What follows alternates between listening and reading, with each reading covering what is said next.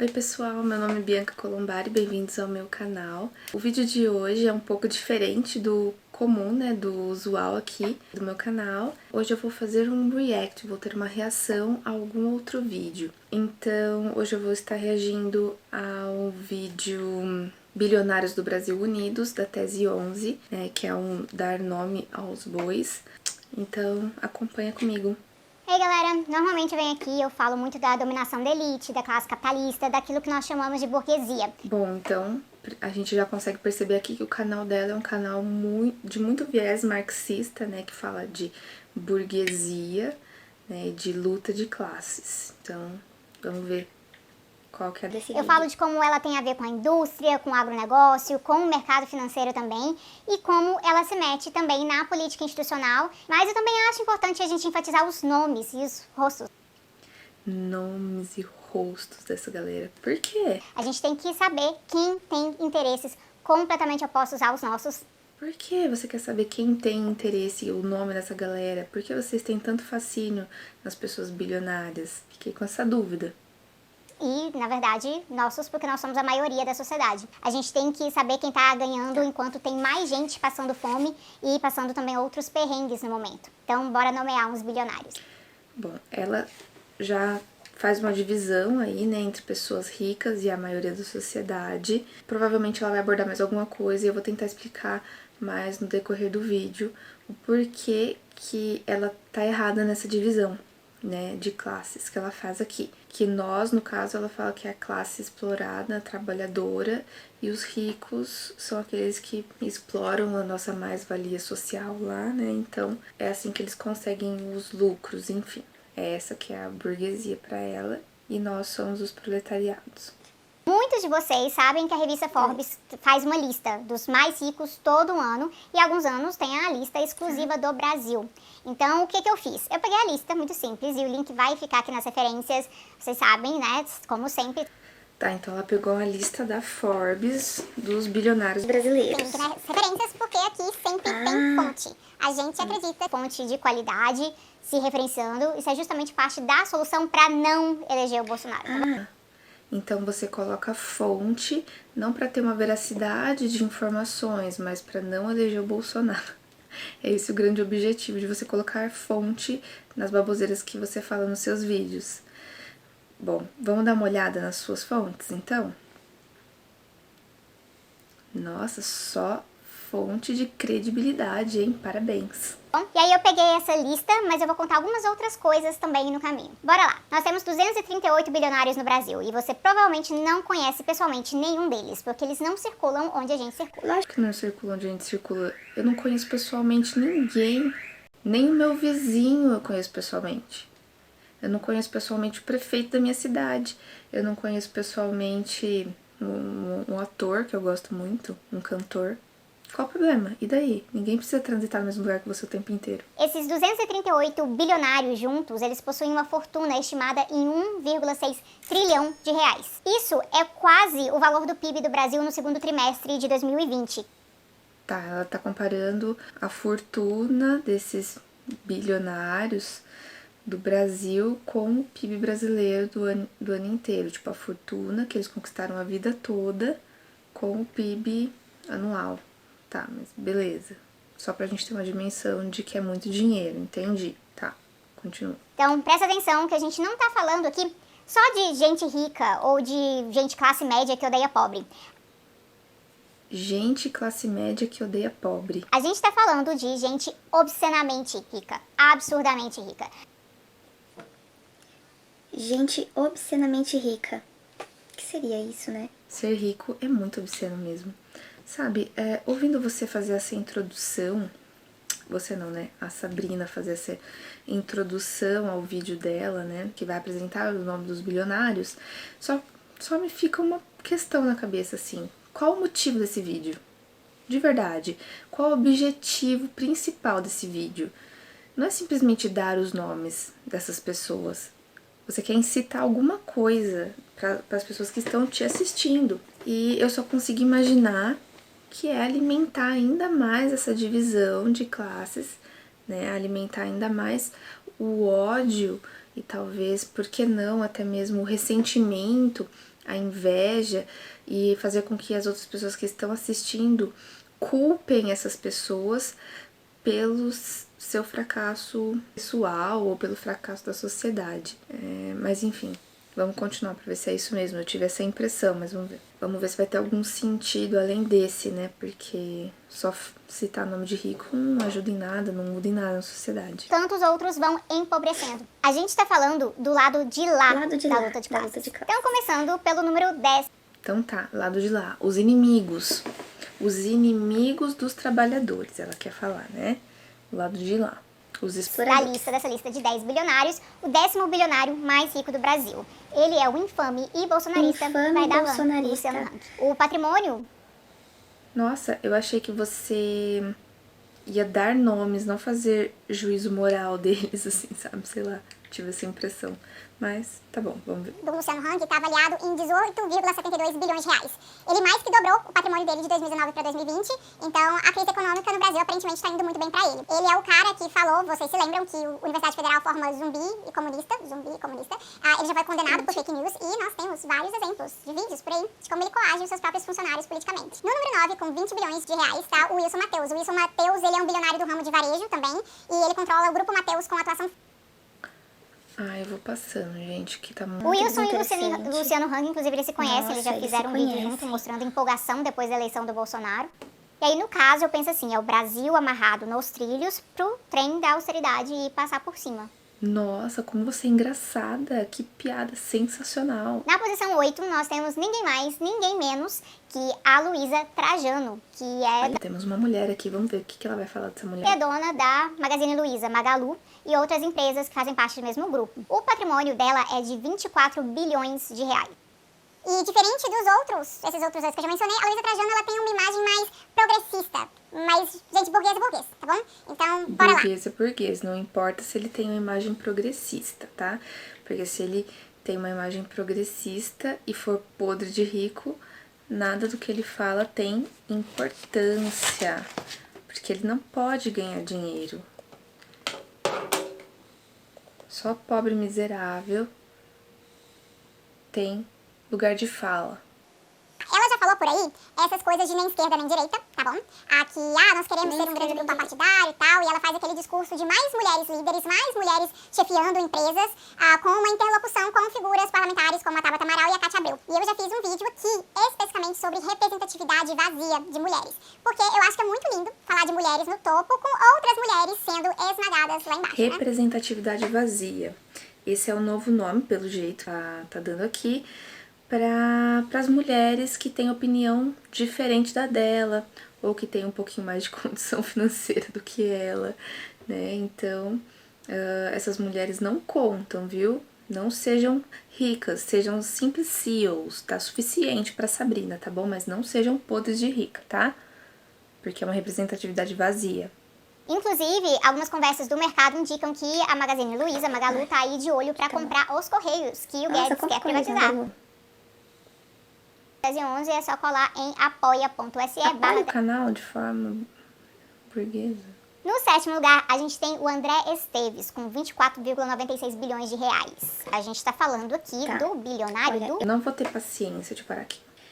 Olha, eu vou passar bastante os detalhes que ela tá dando do pessoal, né, que ela tá citando, porque pra mim isso é irrelevante. Acho que pro meu vídeo também isso é irrelevante.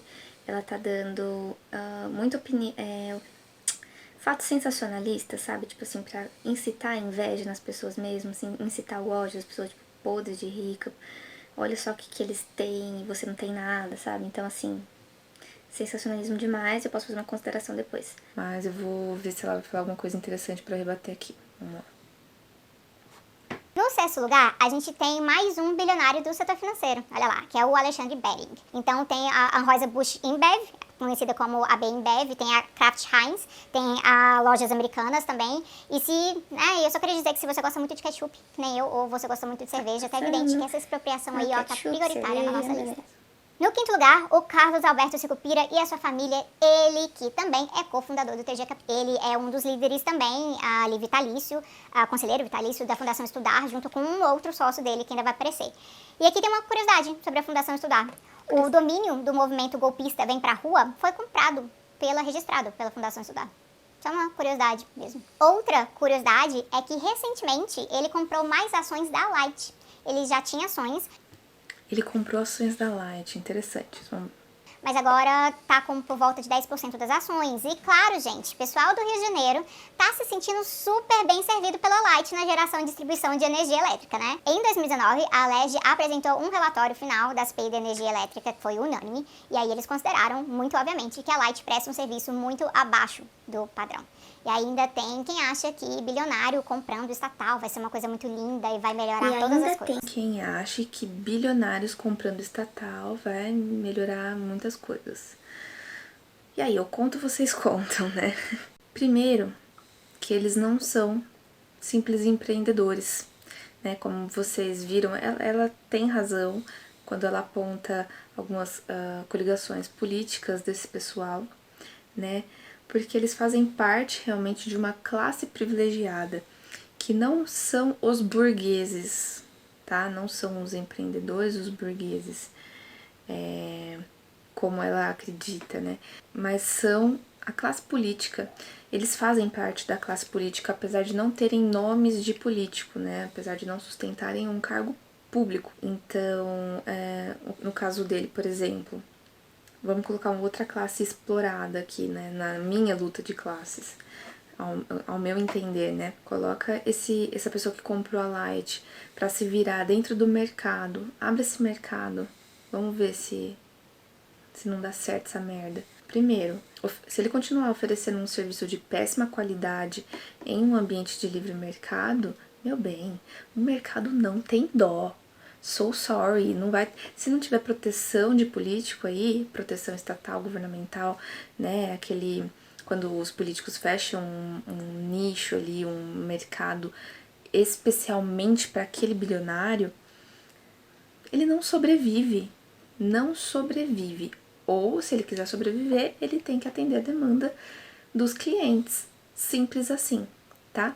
Então, o que a gente tem que fazer? Não é endemonizar a classe empreendedora, o capitalismo, porque eles fazem parte da classe explorada, que nós chamamos de classe pagadora de impostos, que produzem e que pagam impostos. E tem a classe de lá, que não são os bilionários ricos simplesmente, é a classe política, são aqueles parasitas que vivem dos impostos que eles extorquiram da outra classe, tá? Então, a sua divisão de classe não tá fazendo muito sentido, mas porque você tá olhando de uma forma distorcida a realidade, tá bom?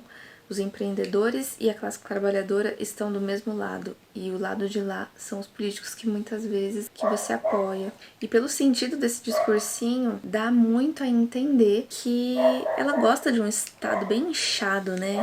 Que não faz muito sentido na sua luta de classes, supostamente. No quarto lugar, tem outro sócio da 3G Capital.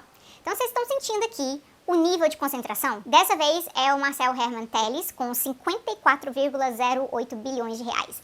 Ele é considerado o cara que inovou a Brahma e o mercado cervejeiro e o de bebidas em geral no Brasil. Agora, no top 3 dos bilionários que possuem uma fortuna absurda, uma fortuna que você nunca vai ter, porque mobilidade social no capitalismo é uma farsa, é um jogo de exploração muito, muito, muito vertical. E vamos lá, nós temos um terceiro lugar. Mobilidade social no capitalismo é uma farsa, realmente, porque você entende capitalismo de uma forma diferente que eu entendo, né? Você coloca a classe política que mama de impostos na mesma classe que os empreendedores capitalistas, e o que eles pouco têm a ver um com o outro, tá? O Eduardo Saverin com 68,12 bilhões de reais. Mas ele renunciou à cidadania estadunidense dele. Muitos dizem que foi para evitar ter que pagar 700 milhões de dólares em impostos. E ele iria continuar bilionário. Você consegue ver como a visão dela é muito limitada? Ela não fala nem num tomzinho assim de que é um absurdo alguém ter que pagar 700 milhões de reais em impostos. Lógico. Até você, se fosse podre de rico e tivesse um jeito de não pagar imposto, você não ia pagar. No segundo lugar de brasileiros mais ricos, chegamos ao último dos sócios da 3G Capital, que é o Jorge Paulo Lemann. Dele a gente já falou algumas vezes aqui no canal, vocês conhecem esse nome, porque ele anda se metendo aí com política institucional, algumas coisas assim, através da sua fundação e outros grupos também. O patrimônio dele é avaliado em 91 bilhões de reais. Ele é amigo pessoal também do Warren Buffett, que atualmente ocupa a vaga de 4ª pessoa mais rica do mundo. A Fundação Lehman, ela existe desde 2002, ela tem parcerias para vagas em universidades. Tá, blá, blá, blá, blá, blá. E aí, em primeiro lugar, nós temos com patrimônio de 119,08 bilhões de reais, o Joseph Safra, que como o nome já diz, está relacionado ao Banco Safra. Isso é muito interessante. Na nossa linha de curiosidades, ele vive numa mansão de simplesmente 11 mil metros quadrados no Morumbi. Então, Vitor, você... Que informação super importante, falar onde o cara vive, qual que é o valor da propriedade dele, qual a metragem da propriedade dele. Então, assim, vou me poupar do seu sentimentalismo e a falta de racionalização da sua fala. Então, vamos para uma questão. Primeiro, esse banqueiro é podre de rico? É podre de rico. Eu consigo explicar por que ele é podre de rico? Consigo. Vou explicar nesse vídeo? Não vou. Vocês querem que eu explique num outro vídeo, né? Faço lá, tipo, banqueiros, eu conto, vocês contam? Deixa aqui nos comentários, porque eu gostaria muito de falar especificamente desse assunto. Não vou falar nesse vídeo porque vai ficar muito longo, é um assunto um pouco denso. Deixa aqui nos comentários se você gostaria de ver um vídeo sobre isso. Outra coisa, você tá vendo esse botãozinho vermelhinho aqui embaixo? Se tiver vermelhinho aqui, eu tô muito chateada com você. Então você vai lá, clica nele e deixa ele cinzinha, por favor. Tá? Então se inscreva aqui no meu canal e já deixa um like, por favor. Então, continuando aqui com o React, eu acho que ela já falou o suficiente, eu já entendi muito bem tudo que ela tá querendo passar aqui. Então, esse pessoal fica rico porque eles ficam ricos explorando a outra classe, né? A classe trabalhadora. E, de certa forma, você tem razão. Ela tem uma certa visão distorcida, igual eu comentei já no vídeo, porque... tenho a impressão que ela mistura empreendedores. Todo mundo que é a favor do capitalismo, ela mistura nessa classe, assim, né? E o capitalismo não é isso que ela tá falando. Esse pessoal podre de rico aí, eles não são capitalistas, tá? Eu tenho algumas considerações pra fazer do vídeo dela. O que parece muito que esse vídeo quer mostrar?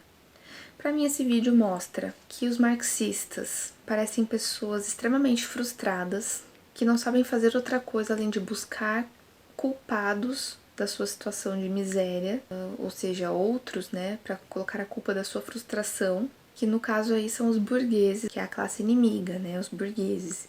Então, quando você vê a palavra empreendedor, algumas pessoas já automaticamente associam com burguês, ou regime capitalista, já logo associa que é um regime explorador. O capitalismo não tem nada a ver com isso, porque são pessoas trocando, né, voluntariamente. A pessoa troca o seu trabalho, né, troca de um salário, e eles fazem isso porque eles querem, eles são completamente voluntários a isso. Explorar é você impor algo a alguém, como é o caso do pagamento de impostos, né? Inclusive os empreendedores têm que pagar muito imposto para a verdadeira classe inimiga, que é a classe política. Então, assim, eu fico imaginando por que os marxistas, as pessoas que assistem a Sabrina da Tese 11, gostam de assistir esse tipo de vídeo, né, de colocar nomes aos bois, né. Eu recebi esse link de um monte de gente nos comentários dos meus vídeos, falando, você precisa dar uma olhada aqui, né, olha aqui os capitalistas que você defende. Não, eu não defendo esse tipo de capitalista, mas por que vocês fazem isso? Parece pura inveja. Qual a mudança que você vai trazer expondo o nome desse pessoal? Você não vai trazer mudança nenhuma, parece simplesmente um alívio de responsabilidade, sabe? Colocar o nome deles lá e falar que eles são culpados de tudo.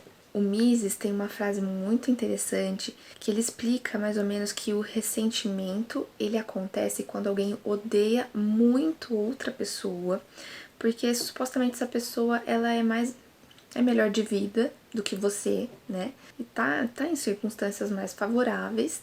E essa pessoa, ela tem tanto ressentimento que ela suporta até mesmo o próprio sofrimento, né? Ela pode até passar fome, não receber serviços de qualidade, contanto que essa classe, essas pessoas que a classe que é um pouco mais favorecida que ela, contanto que ela sofra também algum prejuízo. Isso é ressentimento puro, isso é inveja da mais pura. E esse tipo de pensamento, ele justifica muitos atos, porque aí eles já passam para o seguinte pressuposto: essa classe, como ela é exploradora, então tudo o que eles conseguiram foi de forma corrupta, foi de forma violenta. Então, logo isso justifica não somente o meu ressentimento, minha inveja, como também justifica todas as minhas tentativas de nivelar esse jogo. O fato de eu usar violência para acabar com isso é bom, isso é até louvável, né? Porque eu tô querendo acabar com a corrupção, eu tô querendo acabar com os exploradores, né? Algo extremamente nobre. Isso é justificativa moral pura, porque de moral mesmo não tem nada, nada ético. Também, assistindo esse vídeo da Sabrina, me veio muito na cabeça que o socialismo, o comunismo, né, toda essa corrente marxista, parece muito um mecanismo de defesa, né? Um mecanismo que tenta ali defender o seu complexo de inferioridade, sabe? E nesse vídeo, ela não incita ninguém que tá assistindo a ser pessoas melhores, né? A buscar um estado pessoal mais favorável. Não, ela simplesmente incita que as pessoas odeiem ainda mais as pessoas muito ricas. E isso não traz resultado algum, nem individualmente, nem para a sociedade. E como? Você que está assistindo meu vídeo, como acabar com esse complexo de inferioridade? Como acabar com esse mecanismo de defesa? Você pode começar fazendo uma autoanálise, né? Uma autoterapia, que consiste em quê? O indivíduo aceitar o fato de que ele é uma pessoa carregada de ressentimento, carregada de inveja, e parar de buscar colocar culpa em outras pessoas, em terceiros, pela sua própria miséria. Porque tudo isso que eu acabei de citar só traz mais ressentimento, mais inveja, mais estagnação e só causa sofrimento desnecessário. Você não vai mudar a sociedade reconhecendo que aquela pessoa é super rica e, sei lá, exploradora. Não é assim que você vai mudar a sociedade. Primeiro você tem que mudar a forma que você se enxerga e a forma que você enxerga essa sociedade. Porque a crítica pela crítica não faz o menor sentido, né? Então, como vocês materialistas falam, vamos trazer para o material, para o real, né? Para ter ações concretas, para que possamos lutar contra os exploradores. Então, como acabar com esse complexo de inferioridade? Você pode começar se autoanalisando, né? Parar de colocar culpa nos outros. Quando você começar a querer colocar culpa nos outros por causa das suas próprias frustrações, fala, opa, pera, vou me analisar aqui. Por que que eu estou tão ressentido com essa questão? Eu tô colocando a culpa nessas outras pessoas do quê? O que eu posso fazer para melhorar isso? Primeira coisa, né? Porque senão, se você continuar só colocando culpa nos outros, o que acontece com você? Você fica uma pessoa frustrada, porque, óbvio, nunca vai melhorar, você nunca vai sair daquele lugar, então você fica uma pessoa estagnada e vai sofrer muito, né, na sua vida. Então, não é isso que a gente quer, né? A gente quer pessoas felizes, pessoas que se conheçam melhor, sabe? E que saibam identificar aquilo que elas buscam para poderem sair de um estado menos satisfatório para um estado mais satisfatório. Se você não olha para si mesmo, como é que você vai sair desse estado? Fala para mim. E aí acontece que você começa a pedir para terceiros também proporcionar aquilo para você, e não é o ideal, tá? Sendo que você é completamente dotado dessa capacidade. Então, olhar para si mesmo e se autoaprimorar, a autossuficiência começa a crescer em você quando você percebe que as suas ações conseguem te levar muito longe. E assim você se desenvolve de uma forma muito mais saudável. Desfocando um pouco dessa parte mais da psicologia aqui, né? Eu queria voltar no assunto da luta de classes, queria finalizar com esse assunto, porque infelizmente para Sabrina da Tese 11, a luta de classes ela é um pouco distorcida, né? A luta de classes ela existe? Existe. Só que ela não existe entre burguesia e proletariado, na qual os nomes que ela citou são os burgueses e nós, pobrezinhos, somos proletariados. Não é assim que é dividido, tá? A sociedade ela está dividida entre classe produtiva e classe política. O que seria a classe produtiva? Aquelas que produzem algo, as que trabalham, que produzem valor. E o valor é extremamente subjetivo, né? Então, o fato de você produzir um valor faz com que você entre na classe produtiva.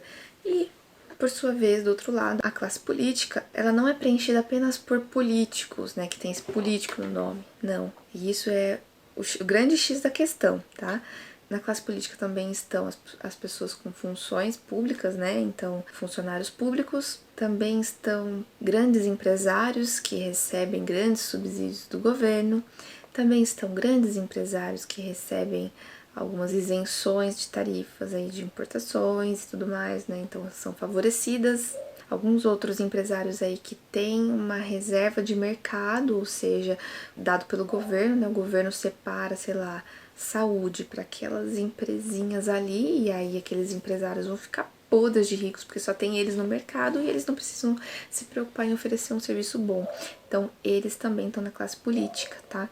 Lógico que elas se misturam um pouquinho, porque apesar de alguns empresários estarem dentro da classe política, eles também produzem alguma coisa, porém a questão principal é que eles estão na classe política, na classe privilegiada, que é realmente uma minoria de pessoas, uma concentração de poder ali, de troca de favores entre uma quantidade pequena de pessoas completamente antiéticas. E para finalizar, eu queria dizer que a mensagem libertária ela é extremamente simples, mas de forma trágica ela também é muito difícil de ser comunicada efetivamente. Só que é basicamente o seguinte, resumindo, a exploração violenta por parte da classe política cria um conflito de classes que é completamente destrutivo. Já a cooperação pacífica que vem do mercado, né, do livre mercado, da livre associação de pessoas, cria apenas prosperidade. Então é isso. Eu acho que eu dei as minhas contribuições aqui pertinentes a esse vídeo. Espero que vocês tenham gostado. Se vocês quiserem ouvir mais de algum assunto específico, igual comentei, dos banqueiros e tudo mais, por favor, deixem aqui nos comentários. Também não se esqueçam de se inscrever no meu canal, curtir esse vídeo, ativar o sininho de notificações. Recomendem também vídeos para os próximos reacts, se vocês gostaram de reacts, né? E recomendem vídeos também pro Eu Conto Vocês Contam, o clássico aqui do meu canal. Então é isso, um beijo, até o próximo vídeo, tchau!